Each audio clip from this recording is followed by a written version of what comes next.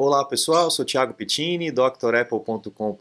Bem-vindo a mais um Dr. Apple News, o 86º da nossa sequência de notícias toda sexta-feira, feito com muito carinho e com muita ajuda, né? Eu agradeço a todo mundo que manda sugestão de pauta, o Antônio Andrade do blog Inside Apple, Renato Azan, Sandro Silva, Armstrong, Sacha, Gilberto Freund, todo mundo mandando notícias para mim aqui, me ajudando a fazer esse resumão para vocês. E a você que assiste e que colabora compartilhando, deixando o teu like, mandando esse link para outras pessoas, muito obrigado, isso ajuda pra caramba.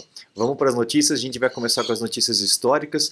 No dia 2 de março a gente celebra a chegada do Macintosh 2, tá? A segunda versão do primeiro Macintosh, aquele 128K. O 128 ele teve aquele primeiro Macintosh teve uma pequena atualização e depois já veio logo na sequência o Macintosh 2 em 87. Tá? Qual que é a grande sacada, qual a grande diferença dessa máquina em detrimento das outras?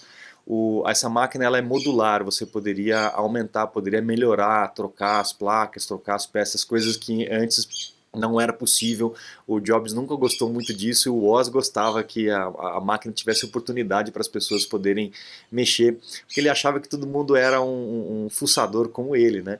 E na verdade o público normal, o público geral, não tem muito interesse em abrir a máquina, em melhorar, em aumentar, e trocar as peças eles próprios e tal. Então ficou uma disputa muito grande, mas o Mac 2, né, o Macintosh 2, ele teve essa capacidade aí de fazer. Só para vocês terem uma ideia com relação ao desempenho da máquina, como as coisas evoluíram, né? O processador tinha a frequência de 7.5 kHz, só para vocês terem uma ideia, kHz, né? E ele custava 7.145 dólares em 87. Trazendo esse valor para hoje seria 15.275 dólares. Não estamos falando de real, hein? Estamos falando de dólares. A máquina é realmente muito cara, né? E também em fevereiro, no dia 27 de fevereiro, a gente celebra a queda, celebra não, né? Mas a gente marca aí a queda do Newton. Aquele equipamento que o John Sculley fez com tanto carinho, depois veio o Gil Amelio empurrando com a barriga. Quando o Jobs voltou para a Apple em 97, ele aposentou o Newton, mas ele guardou as tecnologias e algumas pessoas que estavam envolvidas nesse projeto, que depois ajudou muito na formação do iPad e do iPhone. Então a estratégia aí do Steve Jobs aí com relação à equipe e projetos, né? A gente tem em 2006, no dia 28 de fevereiro, também a chegada do Mac Mini com o processador Intel, aquela outra migração que nós tivemos antigamente do processador PowerPC, que era o processador que vinha nos Macs antigamente, para o processador Intel, e agora nós estamos deixando a Intel e indo para um processador próprio. Então a gente marca a chegada do Mac Mini, que é um pequeno grande guerreiro, uma máquina muito boa. Depois a gente vai celebrar aí no dia 26 de fevereiro a marca do iTunes, né, o número 2 em revenda de músicas e álbuns e tal nos Estados Unidos. Então foi uma revolução muito grande desde a chegada do AirPod, né, depois a vinda do iTunes e a abertura da indústria fonográfica para esse mercado digital. O Steve Jobs salvou essa indústria fonográfica da pirataria na época do Napster, né? A turma lá estava desesperada porque tinha virado várzea, né? E a Apple veio com essa ideia da loja e acabou abocanhando um mercado gigantesco e transformando, melhorando um mercado que estava em completa decadência, né? E quem não lembra dessa propaganda, né? Essa propaganda era bem legal, super simples e marcante pra caramba. Antigamente os fones eram todos pretos, não sei se a turma lembra, né? Não tinha fone branco, né? Era tudo preto. E a Apple começou com esse fone branco para destacar aí essa ideia do comercial e genial, né? Bom, iPhone 12. O iPhone 12 é o iPhone mais quente da história, como está dizendo o título aqui. É o iPhone de maior sucesso da história, um crescimento de 50% year over year aí no último quarto. Realmente algo absurdo se for pensar tudo o que aconteceu no planeta, né, nesses últimos 12, 15 meses. Realmente é algo absurdo. E por que que chegou nisso? Ó? A gente está vendo lá no Japão, por exemplo, em 2020, metade dos smartphones comprados no Japão foram iPhones. Então realmente foi um ano.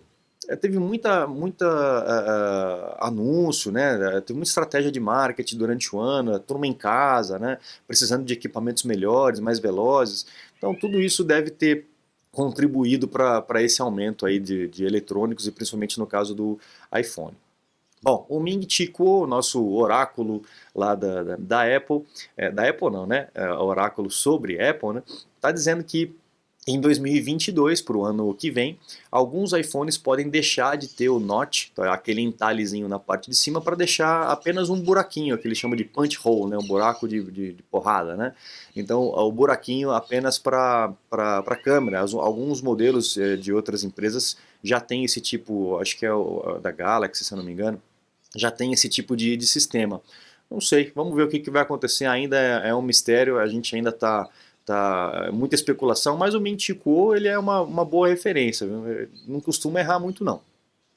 O iPhone 13 também ele está dizendo que provavelmente vem com uma bateria maior, né, mais potente, o que é excelente para a gente, sem esse notch, né, e tomara que realmente a gente consiga um iPhone com baterias cada vez melhores. Já vem melhorando, né, pessoal? A gente não pode ficar só tacando pedra, tem que reconhecer que ainda precisa melhorar com certeza, mas melhorou bastante a capacidade da bateria. E o display talvez venha aí 120 Hz, essa frequência de display. Isso quando o display é mais rápido, dá a sensação de que o iPhone é mais esperto, né? Então é bem-vindo essa alteração, realmente é bem-vinda, tomara que não prejudique aí a autonomia, tá? Você está desperdiçando seu iPhone, iPad, Mac? Ganhe tempo e produtividade com nossos cursos. Você vai aproveitar melhor seu Apple. Matricule-se em drapple.com.br. Bom, essa é uma notícia interessante. O que acontece lá nos Estados Unidos e no mercado geral, né? A Apple e outras empresas que trabalham com propriedade intelectual, com criação, com desenvolvimento, enfrentam problemas gigantescos com empresas menores que trabalham apenas com patentes. São empresas que compram e vendem patentes, ou então apenas registram uma patente para depois ficar enchendo o saco das empresas, entrando com processo, cobrando, esse tipo de coisa. Então são empresas que vivem só disso, só de royalties e só de patentes. E lá nos Estados Unidos tinha uma corte especial, um board especial de reclamações com relação a patentes, né, lá nos Estados Unidos, e que sempre tomou conta dessas situações todas, não só para a Apple, mas para todas as empresas, né.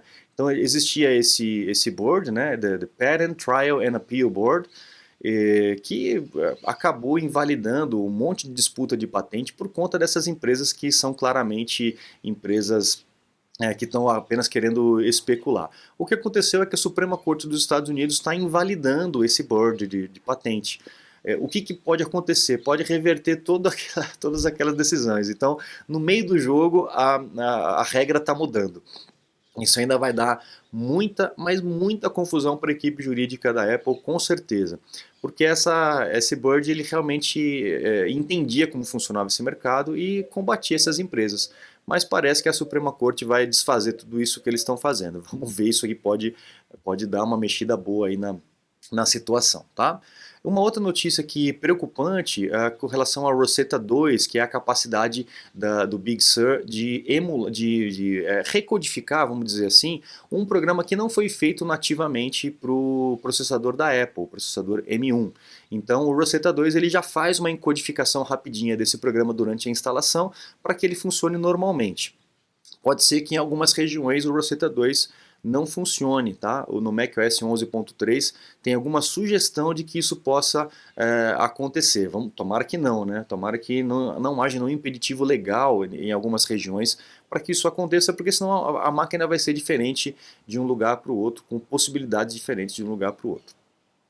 Bom, a gente também tem aí a possibilidade do MacBook de 14 polegadas, que a gente já vem falando há pouco tempo, há muito tempo na verdade, né? E esse rumor ele vem esquentando, esquentando, esquentando, e é bem provável que esse ano a gente deixe de ter os Macs, pelo menos o Pro, a linha Pro, de 13 polegadas em favor da de 14 polegadas, tá? iPhone 12 com o MagSafe Battery, esse aqui é legal, é uma notícia que eu separei. Eu lembro quando eu fiz a live do iPhone, não me lembro se foi o Sandro ou se foi uma outra pessoa que comentou a respeito do MagSafe, e falou, daqui a pouco vai ter aqueles power banks apenas de encostar. Acho que foi o Sandro que falou isso, e tá aí, não demorou muito. Naquele dia eu falei, com certeza, daqui a pouquinho já vai ter esse tipo de equipamento, e aí, tá aí, chegou já bateria apenas de indução, só encostar no iPhone e ele já vai começar a carregar, tá? Essa é uma notícia de segurança que não envolve só a Apple, mas envolve a parte de informática geral, veio lá do Gilberto Freund. Obrigado, Gilberto, espero que eu esteja falando o certo do seu sobrenome. É um blog de tecnologia alemão que está trazendo uma informação muito importante com relação à segurança, né, de aplicativos e de arquivos que estão na nuvem. Hoje em dia, grande parte da distribuição de vírus, né, principalmente no caso dos Windows, vem desses arquivos de Word que estão na nuvem, compartilhado de um para o outro. Antigamente, e hoje em dia também, né, a pior etapa aí de um vírus, né, da fabricação de um vírus, é a transmissão, é você espalhar isso para todo mundo. E com a nuvem isso ficou mais fácil, né? E a gente sabe que o Word, o Office, né, ele tem aquele recurso de macros, que trabalha com database, que trabalha com arquivos com códigos um pouco mais fortes, que podem estar interferindo na máquina. Então a gente tem uma segurança, tem que ter uma segurança maior com relação a isso, uma preocupação maior com essas pastas compartilhadas, com esses arquivos compartilhados, principalmente quem tem o Windows e quem trabalha com o Office mesmo no Mac, porque alguns arquivinhos podem realmente conter comandos aí que não deveriam estar lá. Então tem que ter um pouco de atenção. E para encerrar o nosso news dessa sexta-feira, essa sonda que está na NASA, a NASA Mars Perseverance Rover, ela está utilizando, por incrível que pareça, um processador PowerPC lá do iMac coloridinho G3 de 1998. Incrível, né? Como é que pode um equipamento desse usar um processador de 23 anos atrás, né? É impressionante, funciona super bem. É o mesmo processador, só que ele foi modificado pela fabricante para aguentar aí as temperaturas de Marte, que variam entre menos 55 e mais 125 graus Celsius. Então é realmente extremos absurdos para equipamento, tem que ser muito resistente. E o PowerPC aí do nosso iMac, querido iMac G3, tá lá em Marte, lá vendo os marcianos. Legal, pessoal? Eu fico por aqui então. Não esqueça de acessar o site drapple.com.br, conhecer os cursos e os meus contatos que estão lá para um suporte técnico, uma consulta técnica online. Eu fico à disposição de vocês. Muito obrigado, um grande abraço e até a próxima. Tchau, tchau.